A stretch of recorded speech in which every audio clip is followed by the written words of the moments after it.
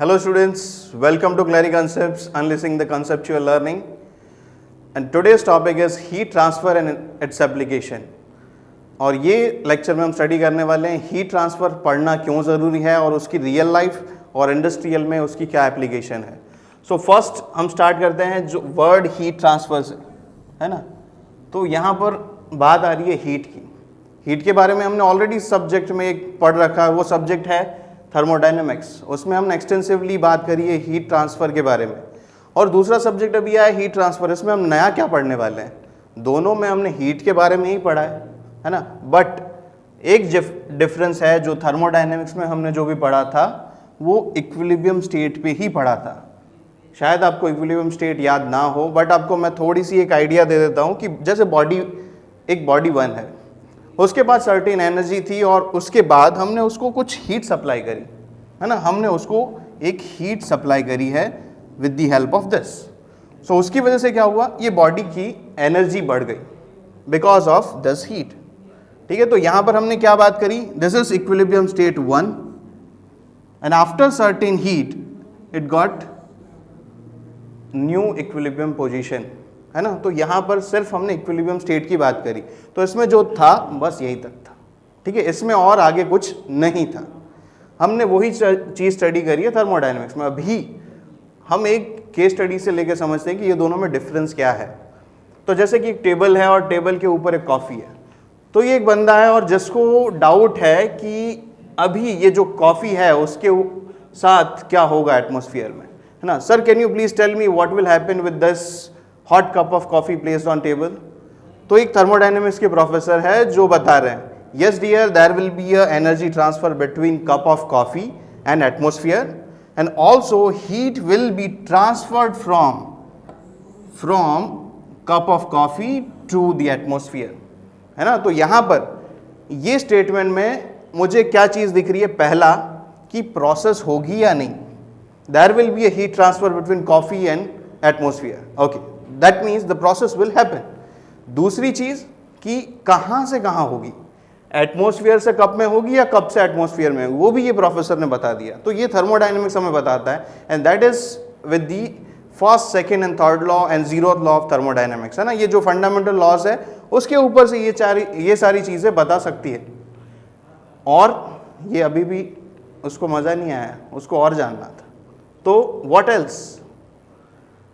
सो ये प्रोफेसर ये भी बता सकते हैं कि 1200 जूल ऑफ एनर्जी ट्रांसफर होगा, है ना. This is the amount of heat that will be और the energy that will be transferred between the cup of coffee and atmosphere. Okay fine, no problem in this. But ये अभी भी satisfied नहीं है, वो बोल रहा है और बताओ. तो नेक्स्ट इज, बस इसको इतना ही पता था thermodynamics, that's all I can tell you. अभी हम उसका थोड़ा एक देख लेते हैं कि थर्मोडायनेमिक्स ने हमें क्या क्या बताया. फर्स्ट, प्रोसेस विल हैपन और नॉट, प्रोसेस होगी या नहीं. How much energy will be transferred. Next is in which direction process will happen, right. तो ये सारी चीज़ें थर्मोडायनेमिक्स हमें बता सकता है by the fundamental laws. But again एक जो हीट ट्रांसफर है, जो चीज़ें बता सकता है वो थर्मोडायनेमिक्स नहीं बता सकता. जैसे कि ये कुछ बोलना चाह रहा है तो ये बोल रहा है ठीक है, मुझे और भी जानना है. तो right now heat is being transfer at the rate of 2 joule per second. Here they talked about rate. In 12 minutes there will be equilibrium between the system and surrounding. Here the system is coffee and surrounding is atmosphere. तो इतनी सारी चीज़ें बता दी, ये बढ़िया था, है ना. यहाँ से उसको मज़ा आया, ठीक है. और वो अभी भी नहीं सुधरा है, और भी उसको जानना है. तो वो और एक चीज़ ये भी बता सकता है कि temperature of cup of coffee in between any time. आप कोई भी एक टाइम बोल दो कि इतने टाइम पर ये प्रोसेस स्टार्ट हुई और after certain time, let's say 2 minute 3 minute, coffee का टेम्परेचर क्या होगा, कप का टेम्परेचर क्या होगा, ये हीट ट्रांसफ़र बता सकता है, जो थर्मोडायनेमिक्स नहीं बता सकता है. इसीलिए हीट ट्रांसफ़र पढ़ना ज़रूरी है, ठीक है. और बस कर, अब रुलाएगा क्या, ठीक है. नेक्स्ट, अभी मैं थोड़ा ये कंक्लूड करना चाहता हूं कि हीट ट्रांसफर ने मुझे क्या समझाया. First, at what rate heat will process, है ना, ये कौन सी रेट से प्रोसेस होगी. Then after what time process will end, ये प्रोसेस स्टार्ट हो गई है, वो एंड कब होगी, then temperature of body in between the process, है ना। तो इतनी सारी चीज़ें जो है वो हीट ट्रांसफ़र बता सकता है, जो थर्मोडायनेमिक्स में पॉसिबल नहीं है ना। अभी हम देखते हैं, आप जो सुबह से उठते हो, जैसे 7 बजे आप उठ गए, सुबह 7 बजे से उठ के आप रात को सोते हो, तब तक आप इनफाइनाइट टाइम्स हीट ट्रांसफ़र का यूज़ करते हो, जाने और अनजाने में, है ना। इट कैन बी लाइक आप हीट ट्रांसफ़र को जानते हो, आप यूज़ भी करते हो, बट उसको अब हम पढ़ते हैं मैथमेटिकली उसको कैसे पढ़ा जाए, तो उसके बारे में बात करें। जैसे आप सुबह उठ के चाय या कॉफ़ी पीते हो, तो जैसे आपको टेबल पे चाय या कॉफ़ी सर्व कर दी, तो कितने मिनट में वो चाय या कॉफ़ी ख़त्म कर देनी है अगर आपको गरम गरम चाय पीनी है या गरम गरम कॉफ़ी पीनी है तो, है ना। ऐसा नहीं कि आप आधा घंटा छोड़ के बाद में पियोगे तो आपको गरम चाय नहीं मिलेगी ना। तो कितनी रेट से हीट ट्रांसफ़र होगी, तो बोल रहे हैं कि 3 मिनट में चाय ख़त्म हो जानी चाहिए, है ना। अगर 3 मिनट के बाद आप चाय पियोगे, नॉट वर्थ। नेक्स्ट, आप 7 बजे के बाद 8 बजे आप वाटर हीटर जो यूज़ करते हो, that is a heat exchanger. Water heater is nothing but heat exchanger. जैसे आप को विंटर में, अगर मैं विंटर की बात करूं, तो विंटर में आपको कभी वार्म वाटर चाहिए, कभी हॉट वाटर चाहिए, है ना। वार्म वाटर अगर चाहिए तो आप क्या करते हो, टैप को फुल्ली ओपन कर देते हो। फुल्ली ओपन कर देने से क्या होगा, ज़्यादा पानी आएगा, फ्लो रेट ज़्यादा होगा, है ना, तब आपको वार्म वाटर मिलेगा। सेम ही टैप है, बट अगर आपको हॉट वाटर चाहिए तो आप क्या करोगे, नल को थोड़ा सा ही खोलोगे। द रीज़न कि अमाउंट ऑफ हीट तो उतना ही आ रहा है, बट अगर पानी कम आएगा तो वो ज़्यादा हीट ले लेगा, इसलिए वो ज़्यादा गर्म हो जाएगा, है ना। तो वाटर हीटर में ये मैकेनिकल इंजीनियर ही डिज़ाइन कर सकता है। किसी को भी बैठा दो कि वाटर हीटर बना के दे दो, इट्स नॉट पॉसिबल, है ना। वो सिर्फ आप ही का काम है। द नेक्स्ट इज, जैसे 9 बजते हैं, आप आइनिंग ऑफ क्लोथ्स, तो आइनिंग का ये जो मटेरियल है कौन सा लेना है, that you can decide. A engineer who study heat transfer, he only can decide which material shall I use.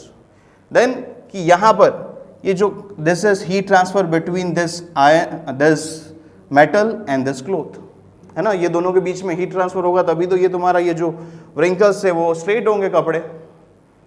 दूसरा कि जैसे आप 10 बजे कार में जा रहे हो, तो कार में तो बहुत सारी एप्लीकेशन है हीट ट्रांसफर रिलेटेड, बट अगर मैं उसको उसमें से थोड़ी सी अगर मैं बाहर लाना चाहूँ, तो यहाँ पर इंजन है, तो इंजन में क्या हो रही है, प्रोसेस हो रही है ना, जहाँ पर क्या हो रहा है, फ्यूल बर्न हो रहा है, उसकी वजह से ज़्यादा हीट जनरेट हो रही है, तो यहाँ से आपको हीट को कहीं निकालना पड़ेगा। फ्लू गैसेस होते हैं जो साइलेंसर से निकलते हैं, तो ये भी सारी एक हीट एक्सचेंजर की प्रोसेस है। हीट मतलब वो सिर्फ एक मैकेनिकल इंजीनियर हीट ट्रांसफ़र जिन्होंने पढ़ा है वही डिज़ाइन कर सकता है। एंड नॉट ओनली दैट, इसके अंदर जो आपकी एयर कंडीशनिंग सिस्टम होती है जिसके बिना आप रह ही नहीं सकते, है ना, तो ये डिज़ाइन करने के लिए भी आपको हीट ट्रांसफ़र के फंडामेंटल्स पता हुए होने चाहिए, है ना। कितना एसी चाहिए, अच्छी कार है तो उसमें तुरंत ठंडा हो जाता है, अगर बहुत पुरानी कार है, अच्छी कार नहीं है, उसका VCR साइकिल कहते हैं उसे, वेपर कंप्रेशन रेफ्रिजरेशन साइकिल, तो वो अगर सही नहीं है तो ये अच्छे से वर्क नहीं करेगा एयर कंडीशन, ठीक है। तो ये सारे में हीट ट्रांसफ़र की एप्लीकेशन है। जैसे कि नेक्स्ट, अगर आप खाना बना रहे हो, माइक्रोवेव, है ना, it's a huge application of heat transfer, है ना। माइक्रोवेव में आप कुछ नहीं कर रहे हो, सिर्फ यहाँ पर बीच में पिज़्ज़ा रख रहे हो या जो भी खाना है, राइस, आप सिर्फ वो चीज़ रख रहे हो, सिर्फ वहाँ पर रखने से और यहाँ पर बटन दबाने से पूरा कुकिंग हो रहा है ना। तो ये this is very nice thing to know, but अब ये डिज़ाइन कैसे करना है, दैट इज़ मोर इम्पॉर्टेंट, है ना। ये यूज़ तो हम कर लेंगे, बट कैसे डिज़ाइन करना है, that is more important. Next, उसके बाद जैसे कि आप लैपटॉप यूज़ करते हो, है ना, तो लैपटॉप में आप मान लो कि आपने बहुत एक्सटेंसिव गेमिंग खेलना है, तो अब जब गेम खेल रहे हो तो क्या आपको पता होगा कि बहुत ज़्यादा अगर गेम खेल ली तो वो आपका जो लैपटॉप है वो अभी बहुत गर्म हो जाता है ना। रीज़न कि यहाँ पर हीट ट्रांसफ़र हो रहा है। और ऐसा नहीं है कि आप जैसे सिंपल यूज़ कर रहे हो, है ना, आप कॉलेज का असाइनमेंट लिख रहे हो, तब ये लैपटॉप गर्म नहीं होता है। लैपटॉप को तब मज़ा आता है कि हाँ ये धीरे धीरे असाइनमेंट लिख रहा है, बट जब ये गेम खेलते हो तभी ये आप पे गर्म क्यों होता है ना। तो इसके अंदर जो माइक्रो प्रोसेसर होता है, सिलिकॉन होता है, तो कितना, अगर आप गेम खेल रहे हो तो ज़्यादा करंट विड्रॉ करेगा, आपकी बैटरी भी फटाफट ड्रेन होगी, तो ये सारी चीज़ें हीट ट्रांसफ़र से रिलेटेड है कि कितना, अगर इतना करंट वहाँ से निकलेगा तो कितना हीट ट्रांसफ़र का रिक्वायरमेंट है। नेक्स्ट, उसके बाद अगर मैं आपको बताना चाहूँ तो जैसे 5 बजे आप बीच पर जाते हो, है ना, बीच पर गए तो आपने एक चीज़ फील करी होगी, विंड की डायरेक्शन, उसे कहते हैं विंड करंट। अगर आप 5 बजे गए हो तो विंड की डायरेक्शन इधर से इधर होगी, बट सेम वहीं बीच पर आप 3 घंटे 4 घंटे बाद आओ, है ना, रात को 11 बजे आओ, तो एयर की डायरेक्शन और द विंड की डायरेक्शन, सॉरी, अभी ये डायरेक्शन कैसे पता चलती है, जैसे दिन में यहाँ पर टेम्परेचर मान लो कि 35 है, बट और दिन में जैसे ही सूरज स्टार्ट जैसे ही दिन में सूरज आता है तो क्या होता है कि यहाँ पर ज़मीन का टेम्परेचर बढ़ता है, बट वाटर का टेम्परेचर उतना नहीं बढ़ता।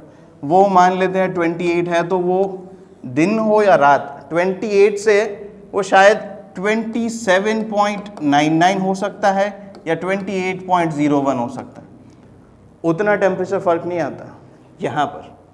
बट हमारी ज़मीन पर टेम्परेचर डिफरेंस काफ़ी आ जाता है। आपको ही पता है कि सुबह अगर उसका टेम्परेचर कभी 5 हो तो दोपहर को 30 भी हो सकता है, अगर वो ज़्यादा गर्मी हो तो वो 40 भी हो सकता है, 45 भी तक भी जा सकता है।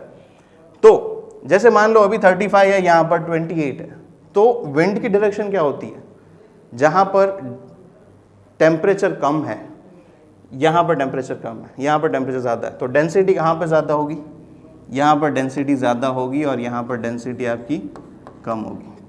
और डेंसिटी कम होने की वजह से, और एयर कहाँ से कहाँ फ्लो करती है, हाई डेंसिटी, मतलब जहाँ पर भी हायर डेंसिटी है वहाँ से ये लोअर डेंसिटी की ओर, है ना, इसीलिए आपको दिन में ऐसे सामने हवा आती है, बट रात को यहाँ से वहाँ जाती है। रात को क्यों, हमारा ज़मीन का टेम्परेचर कम हो गया होता है, बट पानी का तो कम नहीं होता, है ना, उसका टेम्परेचर जैसे मैंने बताया 27.99 जाता है या तो 28.01 जाता है, इट्स माइनर, इट्स इतना भी नहीं होगा, इससे भी कम होगा, है ना।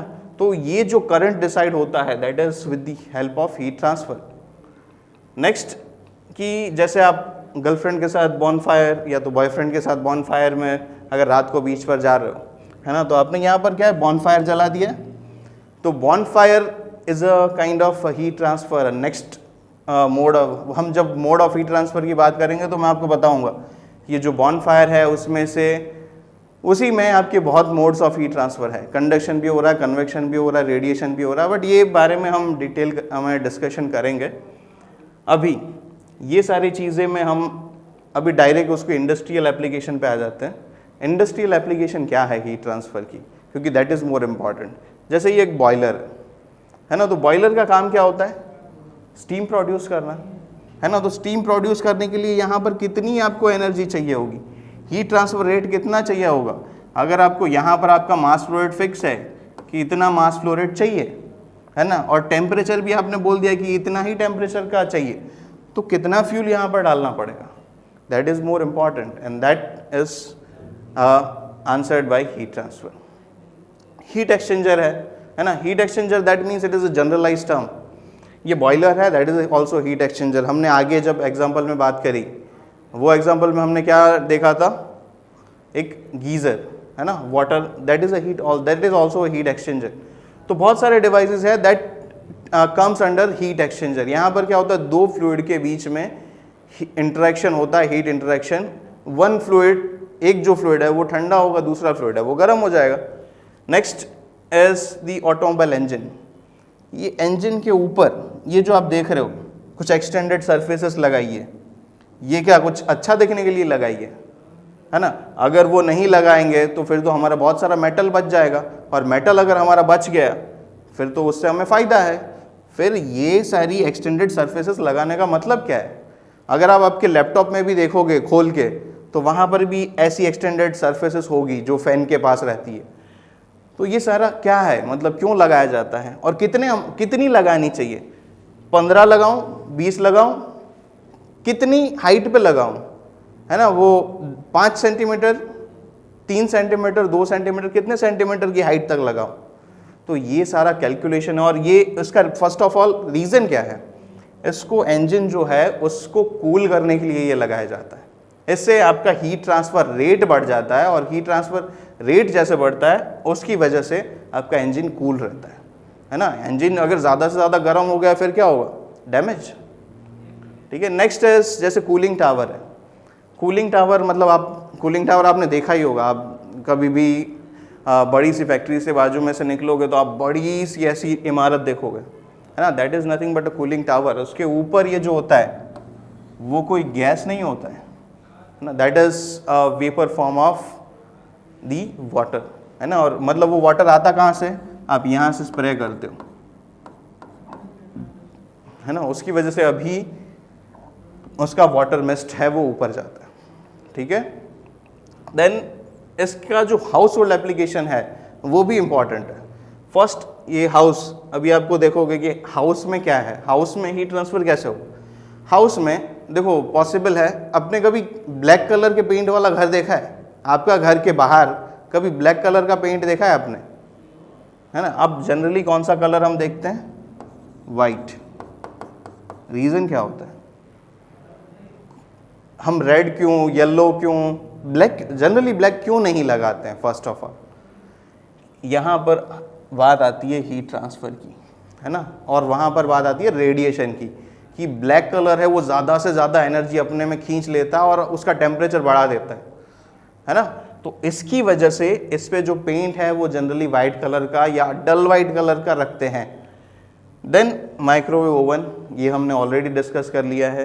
Then fan is also heat exchanger, है ना। वहाँ पर क्या करते हैं, पीछे से जो एयर होती है उसको वो आगे ब्लो करवाता है, और उसकी वजह से क्या होता है, आगे जो जैसे कि चाय आपने रख दी है तो चाय ठंडी हो जा रही है ना, तो that is a kind of forced convection.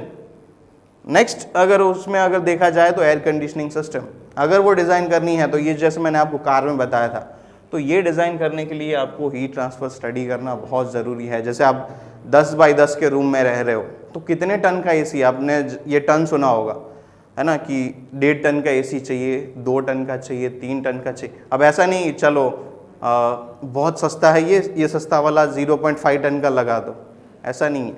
ये एक पूरा कैलकुलेशन होता है कि इतना अगर आपका एरिया है तो इसके एरिया में आपको ये साइज़ का ही एयर कंडीशनिंग सिस्टम रखना चाहिए फॉर ऑप्टिमाइजेशन। फिर आपका हेयर ड्रायर है ना, तो हेयर ड्रायर जो है वो उसमें से कितनी एयर ब्लो होनी चाहिए, कितने टेम्परेचर पे ब्लो होनी चाहिए, तो ये सारा स्टडी आता है, that comes under heat transfer. Okay, अभी हम बात कर लेते हैं कि इसके लिए अच्छी बुक्स कौन सी है। तो अगर आपको फंडामेंटल स्टडी करना है और न्यूमेरिकल प्रैक्टिस करनी है तो by R.K. Rajput, heat and mass transfer, ये एक अच्छी बुक है, इसमें न्यूमेरिकल्स भी इनफ है। बट अगर उसको आपको फंडामेंटली समझना है, आपको रियल लाइफ के साथ उसको रिलेट करना है, तो Yunus Cengel and Incropera, this are 2 very very very good books, है ना। अगर आपको कॉन्सेप्चुअली समझना है, रियल लाइफ एग्जाम्पल देखने हैं, तो यहाँ पर आपको अच्छे अच्छे रियल लाइफ एग्जाम्पल मिल जाएंगे जो आपका इंटरेस्ट क्रिएट करेंगे हीट ट्रांसफ़र। ठीक है, thank you, and for more lectures just visit claryconcepts.com। ठीक है, और अगर आपकी जो भी क्वेरी है आप कमेंट सेक्शन में हमें बता सकते हो। Thank you so much.